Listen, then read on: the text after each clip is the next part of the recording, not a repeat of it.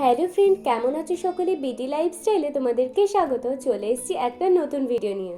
এখন বাজে দুপুর 1:45 আর আমি স্নান করে বসে পড়েছি হচ্ছে দুপুরের খাবার খেতে।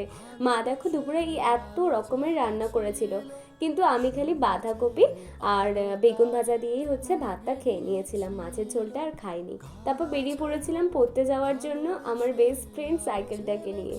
যাওয়ার সময় কিছুক্ষণ দাঁড়িয়েছিলাম আমার দুই বান্ধবীর জন্য। বাড়ি ফেরার পথে দেখো গেট পড়েছে, তাই জন্য কিছুক্ষণ দাঁড়িয়েছিলাম। বাড়ি ফিরে খেয়ে নিয়েছিলাম মাছের ঝোল দিয়ে ভাত।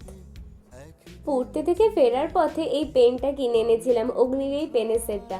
এতে খুব সুন্দর লেখা পড়ে, এক একটা কালার 4টে করেছিল। তারপর বেরিয়ে পড়েছিলাম একটু মার্কেটে চিকেন আনতে যাওয়ার জন্য। বাড়ি এসে ভাবলাম আটাটা তো ভালোই পেকে গেছে, খাওয়া যাক। আটাটা খেয়ে নিয়েছিলাম, খেতে কিন্তু বেশ ছিল, খুব মিষ্টি ছিল।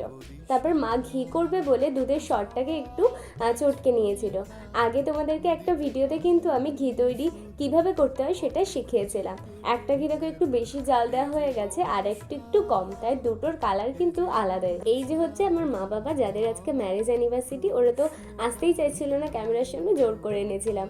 রাত্রে ডিনারে ছিল ফ্রাইড রাইস আর চিকেন, তো সেটা দিয়ে হচ্ছে রাত্রে ভালো করে খেয়ে নিয়েছিলাম। খেতে কিন্তু বেশ ভালো হয়েছিল।